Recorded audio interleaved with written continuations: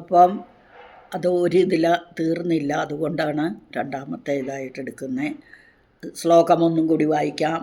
അഹസൂതേ സവ്യം, അഹസ് പകല്, സൂതേ ഉണ്ടാക്കുന്നു, ജനിപ്പിക്കുന്നു, അസവ്യം വലത്ത്, തവ അങ്ങയുടെ, നിന്തിരുവടിയുടെ, നയനം കണ്ണ്, അർക്കാത്മകതയ സൂര്യരൂപമായിരിക്കുന്നത് കൊണ്ട്, ത്രിയാമാം വാമം, ത്രിയാമം 3 യാമങ്ങൾ, വാമം ഇടതുവശത്തേത്, തേ അവയിൽ, സൃജതി എന്ന് പറഞ്ഞാൽ സൃഷ്ടിക്കുന്നു, രജനീനായകതയ, രജനി രാത്രിയാണ്, രാത്രിയുടെ നായകൻ ചന്ദ്രനാണ്. അപ്പം ചന്ദ്രരൂപമായിരിക്കുന്നത് കൊണ്ട് ഇടത്തെ കണ്ണ് രാത്രിയെയും സൃഷ്ടിക്കുന്നു, വലത്തെ കണ്ണ് പകലിനെ സൃഷ്ടിക്കുന്നു, സൂര്യൻ ആത്മകമായതുകൊണ്ട്, സൂര്യരൂപമായതുകൊണ്ട്. തൃതീയാതെ മൂന്നാമത്തേതാകട്ടെ, മൂന്നാമത്തെ കണ്ണ് അല്പം വിടർന്ന സ്വർണ്ണത്താമരയുടെ ഭംഗിയോടുകൂടിയ, രുചി എന്ന് പറഞ്ഞാൽ ഭംഗി, പ്രകാശം, കാന്തി, ശോഭ എന്നൊക്കെ അർത്ഥം കൂടിയ സന്ധ്യയെ ഉണ്ടാക്കുന്നു. സമാധത്തെ, സമ്യക്കായി ആധത്തെ ജനിപ്പിക്കുന്നു, ഉണ്ടാക്കുന്നു. ഇനി ദിവസം എന്ന് പറഞ്ഞാൽ പകല്, നിശ എന്ന് പറഞ്ഞാൽ രാത്രി. ആ പകലിനും രാത്രിക്കും ഇടയ്ക്കുള്ള ആ സമയത്തെയാണ് അന്തരം എന്ന് പറഞ്ഞ്, അതാണ് സന്ധ്യ. അപ്പോൾ ആ സന്ധ്യയിൽ ചരിക്കുന്നു എന്നർത്ഥം. അപ്പോൾ ഇവിടെ അർത്ഥം, ശ്ലോകത്തിൻ്റെ അർത്ഥം എന്താ? നമുക്ക് അല്ലയോ ദേവി എന്ന് നമ്മൾ സംബോധന, അല്ലയോ മഹാദേവി, നിന്തിരുവടിയുടെ വലത്ത് കണ്ണ് സൂര്യരൂപമായതുകൊണ്ട് പകലിനെ ഉണ്ടാക്കുന്നു, ഇടത്തെ കണ്ണ് ചന്ദ്രരൂപമായതുകൊണ്ട് രാത്രിയെ ഉണ്ടാക്കുന്നു, അല്പം വിടർന്ന സ്വർണ്ണത്താമരപ്പൂവിൻ്റെ കാന്തിയോടുകൂടിയ മൂന്നാമത്തെ കണ്ണ് പകലിൻ്റെയും രാത്രിയുടെയും മധ്യത്തിലുള്ള സന്ധ്യയെയും ജനിപ്പിക്കുന്നു അല്ലെങ്കിൽ ഉണ്ടാക്കുന്നു എന്ന് അർത്ഥം. ഒന്നും കൂടി നമ്മൾ വിശദീകരിച്ചു നോക്കുകയാണെങ്കിൽ, ശ്രീദേവിയുടെ 3 കണ്ണുകൾ സൂര്യ ചന്ദ്ര അഗ്നി രൂപങ്ങളാകുന്നു. നമ്മൾ പഠിച്ചിട്ടുണ്ട്, നേരത്തെ ഞാൻ ഒത്തിരി പ്രാവശ്യം പറഞ്ഞു തന്നിട്ടുണ്ട്. ദേവിക്കും മഹാദേവനും, പാർവതി ദേവിക്ക് മാത്രമേ ഉള്ളൂ 3 കണ്ണ്, മഹാദേവനും വേറെ ആർക്കുമില്ല. അപ്പോൾ ആ 3 കണ്ണുകൾ, വലത്തെ കണ്ണ് സൂര്യനും, ഇടത്തെ കണ്ണ് ചന്ദ്രനും, മധ്യത്തിലുള്ളത് അഗ്നിയുമാണ്, അല്ലേ? അഗ്നിരൂപവുമാണ്. നമ്മൾ നേരത്തെ കുറേ പ്രാവശ്യം പഠിച്ചിട്ടുള്ളതാണ്. അപ്പോൾ അതിനെക്കുറിച്ചാണ് ഇവിടെ പറഞ്ഞത്. ഒന്നും കൂടെ വിശദീകരിക്കുകയാണെങ്കിൽ, മഹാദേവിയുടെ 3 കണ്ണുകൾ സൂര്യ ചന്ദ്ര അഗ്നി രൂപങ്ങളായതുകൊണ്ട് പകലും രാത്രിയും സന്ധ്യയെയും ജനിപ്പിക്കുന്നു, സൃഷ്ടിക്കുന്നു.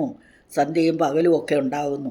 ഈ സന്ധ്യ, പകല്, രാത്രി, യാമം, പിന്നെ ഋതു, വസന്തം, കാലം, വർഷം, കൽപ്പം എന്നൊക്കെ പറയുന്നത് കാലത്തെ സംബന്ധിക്കുന്ന കാര്യങ്ങളാണ്. അപ്പോൾ അത് സായം സന്ധ്യകളൊക്കെ ഉണ്ടാക്കുന്നതിന് കാരണം ദേവിയുടെ കണ്ണുകളാണ് എന്ന് ചുരുക്കം. അപ്പോൾ രാത്രി, പകൽ, സന്ധ്യ ഈ രൂപങ്ങളോടുകൂടിയ ദിനം, ദിവസം, പക്ഷം എന്ന് പറഞ്ഞാൽ ഇടതുപക്ഷം വലതുപക്ഷം അങ്ങനെ ഇതല്ല. ഇവിടെ കറുത്തപക്ഷം വെളുത്തപക്ഷം, അല്ലേ? വെളുത്ത വാവും കറുത്ത വാവുമുള്ള അതിനെയാണ് മാസം എന്ന് പറഞ്ഞാൽ മന്ത്. അപ്പോൾ ഋതു, വസന്ത ഋതു, അല്ലേ? ഋതുക്കളില്ലേ?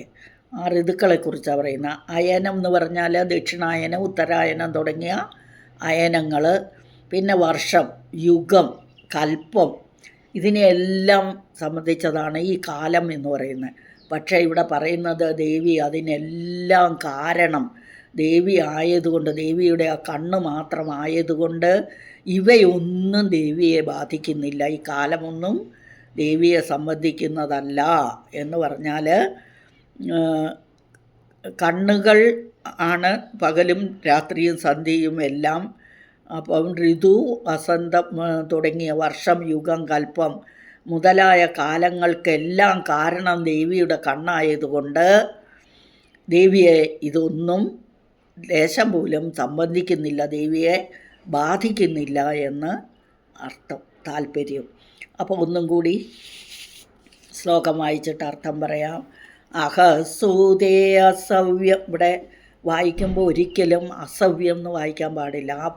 കാരണം തായ്ക്ക് ശേഷം പ്രശ്ലേഷ വന്നിരിക്കുന്നു, അടുത്ത അക്ഷരം സായാണ്.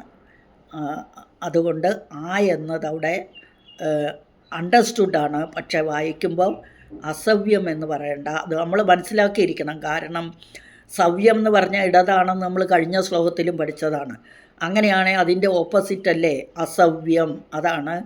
അത് ഇടതാണെങ്കിൽ ഇതിപ്പം വലതാണ് അതിനെ സൂചിപ്പിക്കുന്നത്. അപ്പോൾ അഹസൂതേ സവ്യം തവ നയനം, പിന്നെ 6 അക്ഷരം കഴിയുമ്പോൾ നമ്മൾക്ക് സ്റ്റോപ്പ് ചെയ്യണമല്ലോ. അപ്പം അഹസൂതേ സവ്യം 6 അക്ഷരമായി. അത് കഴിഞ്ഞ് തവ അഹസൂതേ സവ്യം തവ നയനമർക്കാത്മകതയാ ത്രിയാമാം വാമം തേ സൃജതി രജനീനായകതയാ തൃതീയാ തേ ദൃഷ്ടി ദരദളിതഹേമാംബുജരുചി സമാധത്തെ സന്ധ്യാം ദിവസനിശയോരന്തരചരീം. അല്ലയോ മഹാദേവി, നിന്തിരുവടിയുടെ വലത്തെ കണ്ണ് സൂര്യരൂപമായതുകൊണ്ട് പകലിനെ സൃഷ്ടിക്കുന്നു, ഇടത്തെ കണ്ണ് ചന്ദ്രരൂപമായതുകൊണ്ട് രാത്രിയെ സൃഷ്ടിക്കുന്നു. ഇതിൻ്റെ രണ്ടിൻ്റെയും മധ്യത്തിലുള്ള സന്ധ്യയെ മൂന്നാമത്തെ കണ്ണായ അഗ്നിയും സൃഷ്ടിക്കുന്നു. അതുകൊണ്ട് ദേവിയെ പകലും രാത്രിയും ഈ കാലങ്ങളൊന്നും ബാധിക്കുന്നില്ല എന്ന് ചുരുക്കം. ഇതോടുകൂടി നമ്മുടെ ഇന്നത്തെ ക്ലാസ് അവസാനിക്കുന്നു.